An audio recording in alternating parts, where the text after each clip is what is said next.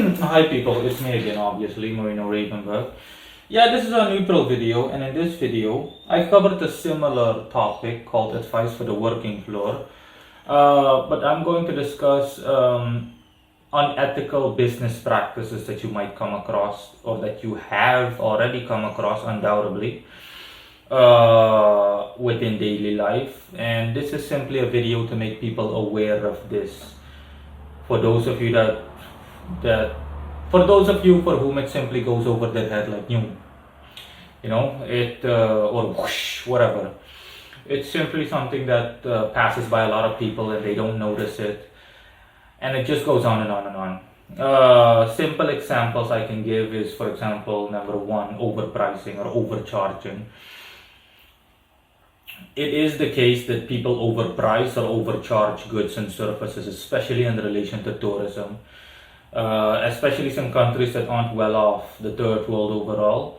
Believe me, the second that they see a foreigner, preferably Caucasian, or someone that appears to be well off, obviously, and is foreign, a simple cab ride that were to cost $50 turns into $300, and they'll come up with every pathetic excuse in the book, everything.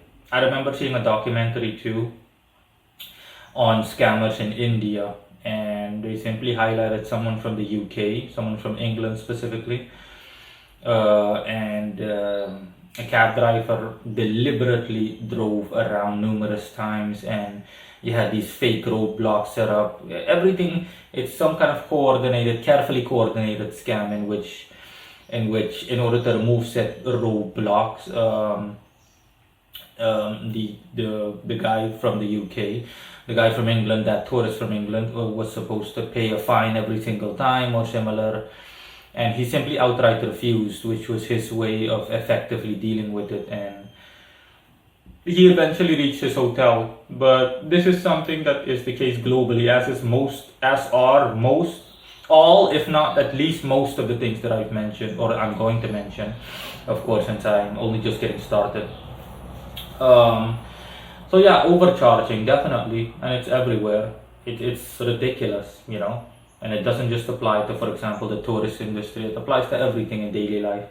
People will try to squeeze as much money out of you as possible, and it's simply disgusting. But yeah, unfortunately, we live in a time where morals are in short supply and decency is in short supply, and what are supposed to be people are disposable or whatever.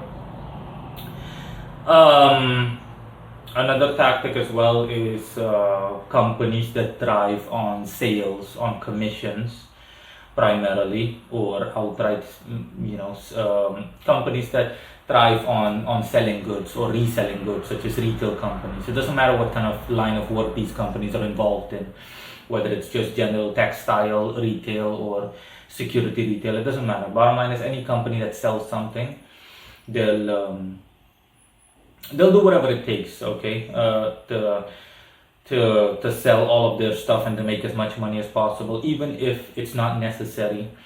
A simple example that I can remember is that back in the day when I worked for my very first job, was a security company that I worked for, and the CEO of the company gave instructions to its sales department,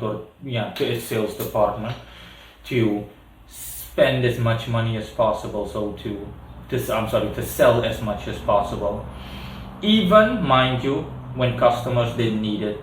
So simple example, a customer comes, okay, I would like an alarm system for my house, and the general method of operation is that a survey team goes to the house to see exactly if it's possible.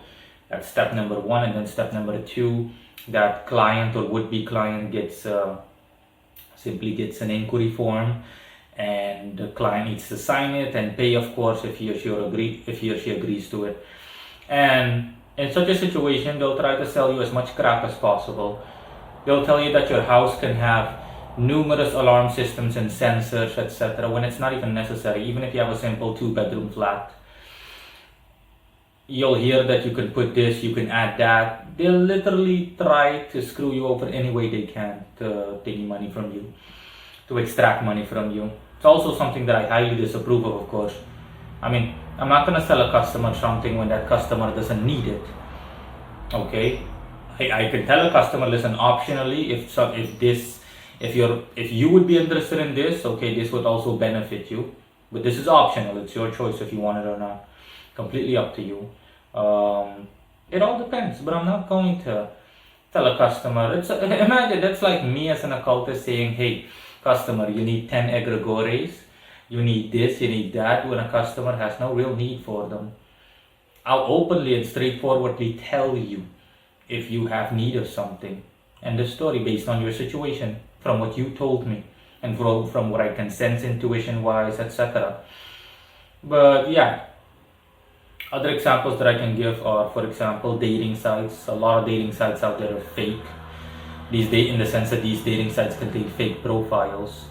And what dating sites do is that they have people create fake profiles. I know because I used to work for a dating site as a moderator, so I used to type.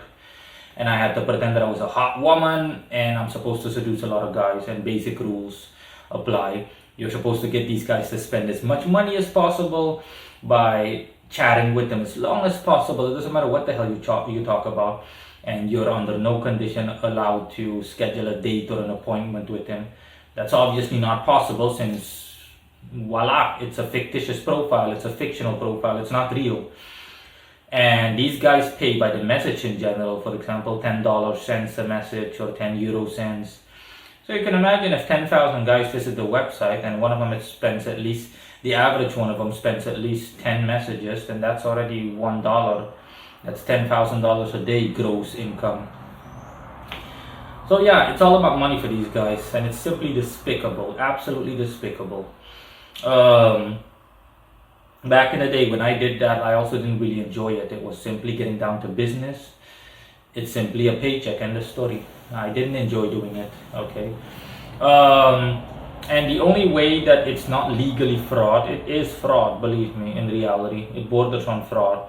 The only way that it's not legally fraud, and if you were, for example, a customer or better said victim, you can't file charges on such a company or such a dating website, is because they protect themselves. They're not that stupid, okay? They cover their own asses. They protect themselves by inserting a clause in their terms of service that makes it so that you can't undertake any legal action against them. They have something along the lines of, in their terms of service, which they know no one will read, of course. No one reads the fine print.